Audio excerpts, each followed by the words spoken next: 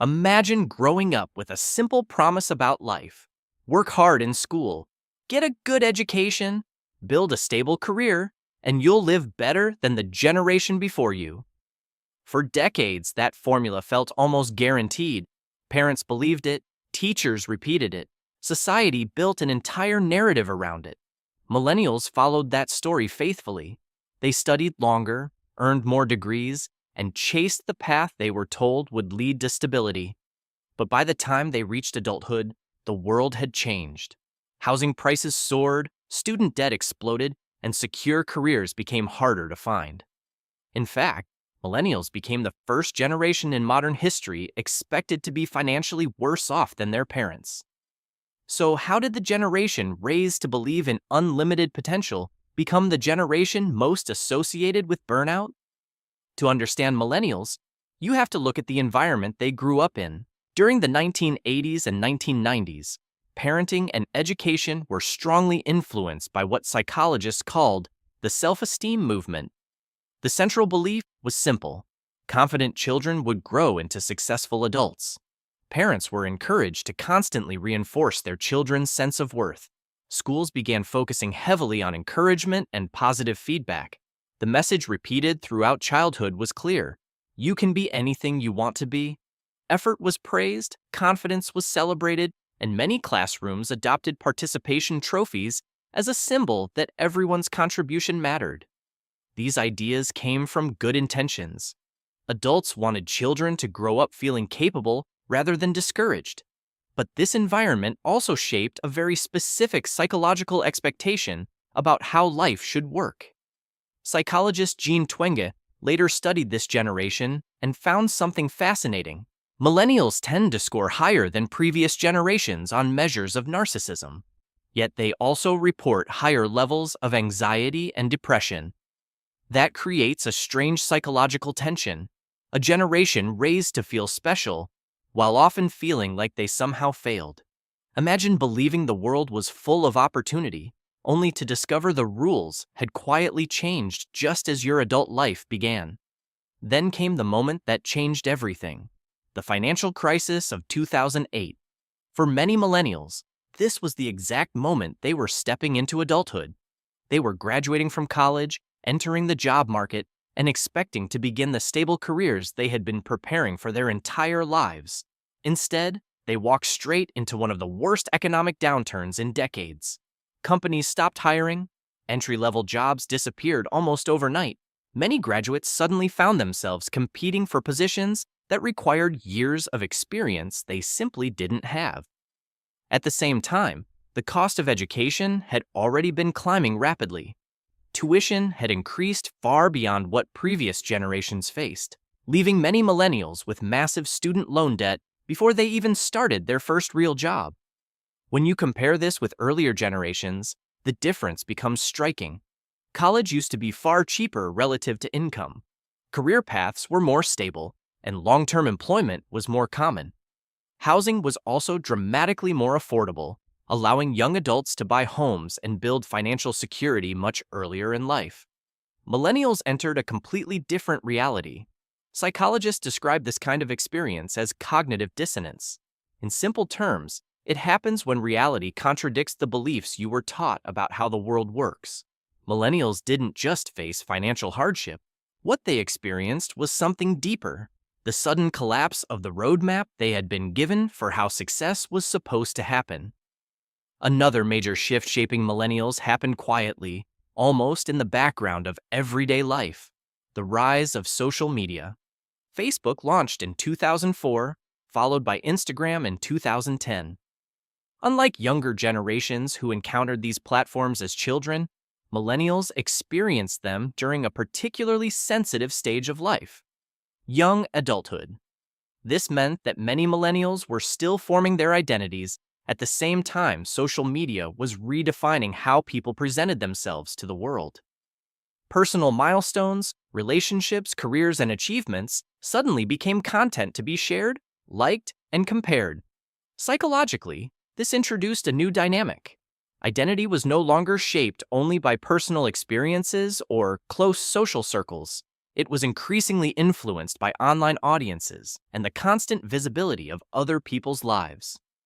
Researchers studying well-being, including work by psychologist Tim Kasser, have found that when people tie their self-worth to external approval, status, recognition, or comparison, mental health often declines. Social media amplified exactly those pressures. For millennials, adulthood arrived alongside this new environment of permanent comparison.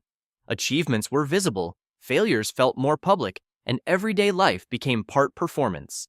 In many ways, millennials became the first generation required to live life and broadcast it at the same time. Your career, your lifestyle, even your happiness could feel like something being measured in real time, often by people you barely knew.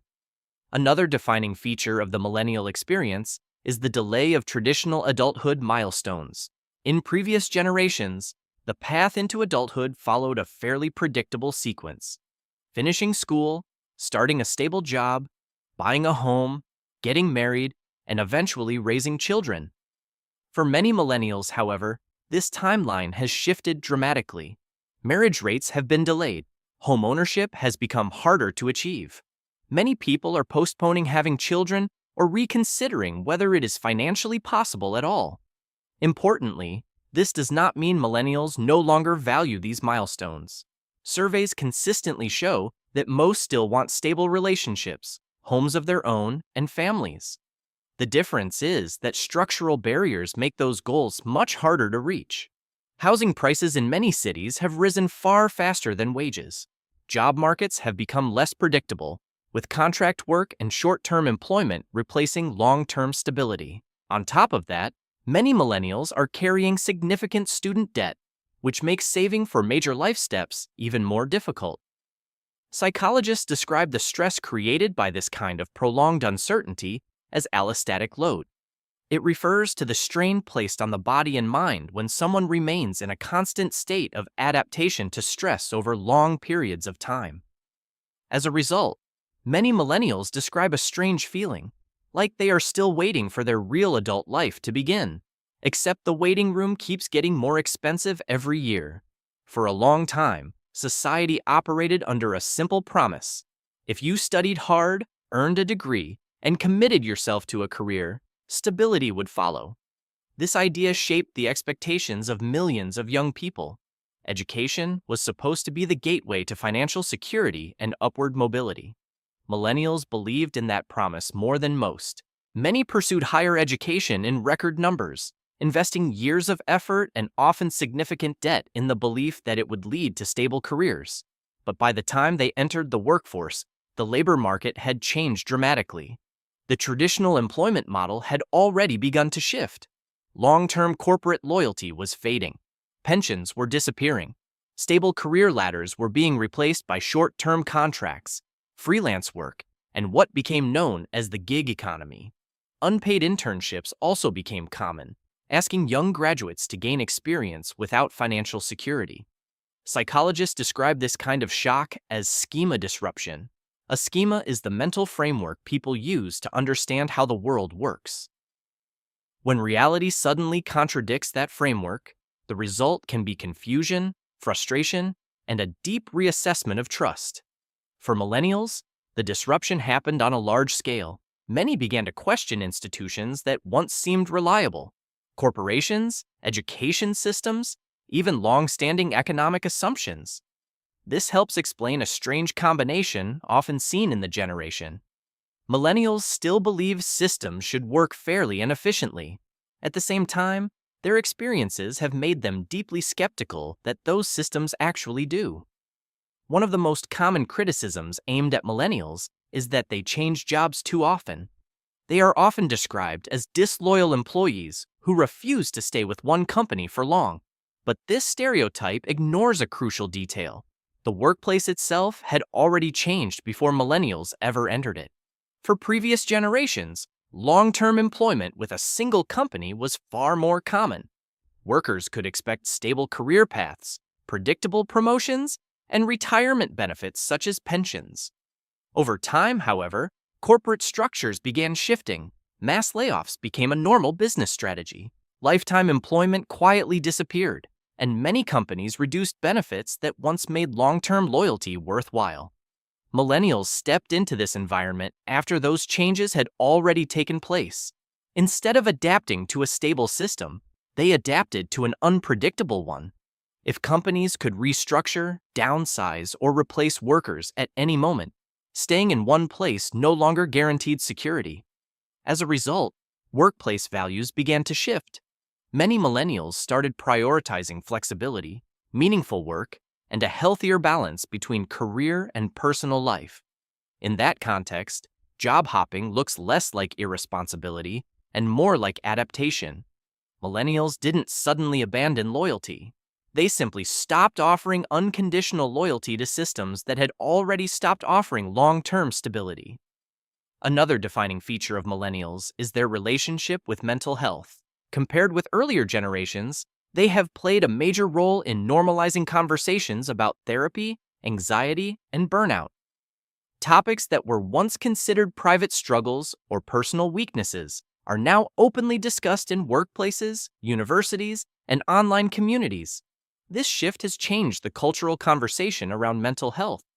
Seeking therapy is no longer automatically viewed as a sign of failure. Talking about stress or emotional exhaustion has become more socially acceptable. In many ways, millennials helped remove some of the stigma that surrounded these issues for decades. Yet this creates a paradox. Millennials are often both more self-aware about their mental health and more overwhelmed by it.